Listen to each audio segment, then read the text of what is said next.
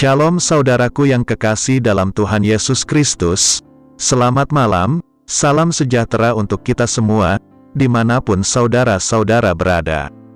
Selamat datang kembali, di Renungan Kristen, malam hari ini. Kiranya damai dan sukacita oleh Roh Kudus, melimpah dalam hati, dan kehidupan saudara semua, dan semoga saudara semua, dalam keadaan sehat selalu. Sebelum kita mendengarkan renungan firman Tuhan, mari sama-sama kita berdoa. Bapa kami yang di sorga, Bapa yang baik dan penuh kasih sayang, Bapa di dalam nama Tuhan Yesus Kristus. Kami mengucap syukur Tuhan, oleh karena pertolongan-Mu di sepanjang hari ini, kami boleh dimampukan Tuhan, untuk melewati hari ini, melakukan tugas tanggung jawab kami, mengerjakan segala aktivitas kami, dengan pertolongan Tuhan. Terima kasih ya Tuhan, pada saat ini kami kembali akan merenungkan firman-Mu. Berbicaralah pada kami, urapi kami, jamah hati kami, supaya kami dapat mengerti, akan maksud firman-Mu. Terima kasih Tuhan, dalam nama Tuhan Yesus Kristus, kami berdoa. Amin. Saudaraku, ayat renungan kita pada malam hari ini, terdapat dalam kitab Yakobus pasal 5, ayat 15-18, yang berbunyi demikian. Dan doa yang lahir dari iman, akan menyelamatkan orang sakit itu, dan Tuhan akan membangunkan dia. Dan jika ia telah berbuat dosa, maka dosanya itu akan diampuni. Karena itu, hendaklah kamu saling mengaku dosamu, dan saling mendoakan, supaya kamu sembuh. Doa orang yang benar, bila dengan yakin didoakan, sangat besar kuasanya. Elia adalah manusia biasa, sama seperti kita, dan ia telah bersungguh-sungguh berdoa, supaya hujan jangan turun, dan hujan pun tidak turun di bumi, selama 3 tahun dan 6 bulan. Lalu ia berdoa pula, dan langit menurunkan hujan, dan bumi pun mengeluarkan buahnya. Saudaraku, Alkitab mengajarkan kita, bahwa doa orang benar, besar kuasanya. Namun ayat ini, sering disalahpahami, sehingga menganggap doa itu seperti sebuah mantra. Doa dianggap sebagai kata-kata yang penuh kuasa, untuk mendapatkan apa yang kita inginkan. Dalam doa, memang ada kuasa, namun tentu hal ini berbeda dengan mantra. Ayat 16 bagian B mengatakan, doa orang yang benar, bila dengan yakin didoakan, sangat besar kuasanya. Kekuatan doa, bukanlah dari kata-katanya, namun dari koneksi, atau hubungan kita dengan Tuhan, sebagai sumber dari jawaban doa kita. Oleh sebab itulah, Alkitab menyatakan, bahwa tidak semua doa berkuasa, hanya doa orang benar, yang disertai keyakinan akan Tuhan sebagai tempat berharaplah, yang menjadikan doa tersebut menjadi penuh kuasa.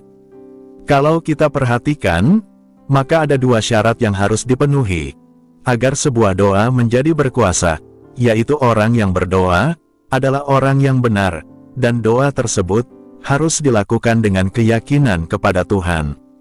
Siapa orang yang benar itu, atau seperti apa orang benar itu, sehingga doanya menjadi penuh kuasa? Dalam konteks Yakobus pasal 5, ayat 16, orang benar, adalah orang yang mau mengakui dosanya di hadapan Tuhan, dan meminta pengampunan ketika dia berdoa. Ayat 16 mengatakan, karena itu, hendaklah kamu saling mengaku dosamu, dan saling mendoakan, supaya kamu sembuh. Doa orang yang benar, bila dengan yakin didoakan, sangat besar kuasanya. Orang yang benar, bukanlah orang yang hidup tanpa dosa, melainkan orang yang mau mengakui dosanya. Selama di dalam dunia ini, maka manusia masih bisa berbuat dosa. Bahkan seorang hamba Tuhan, atau pendeta sekalipun, tidaklah kebal terhadap dosa. Alkitab menyatakan, bahwa selama kita masih hidup di dalam tubuh daging kita, maka selama itu pula, manusia bisa berbuat dosa.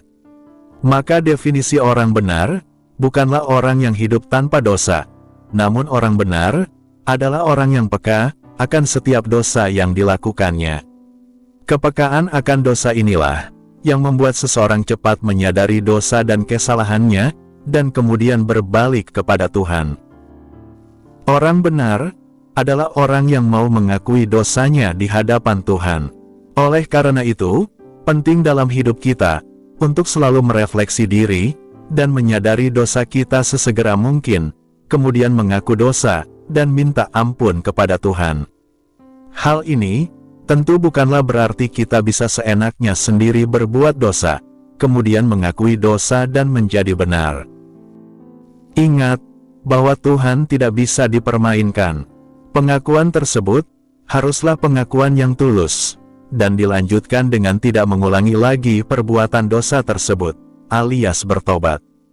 Hal kedua yang diperlukan agar doa menjadi berkuasa adalah keyakinan akan Tuhan pada saat berdoa. Tanpa keyakinan akan Tuhan, maka doa hanya menjadi sebuah perkataan kosong. Keyakinan ini haruslah berpusat kepada Tuhan, bukan kepada perkataan doa kita. Sebab Tuhanlah yang berkuasa menjawab doa kita, bukan perkataan kita, sebaik apapun perkataan doa kita. Hal inilah yang membedakan antara doa orang benar dan doa orang yang tidak mengenal Tuhan.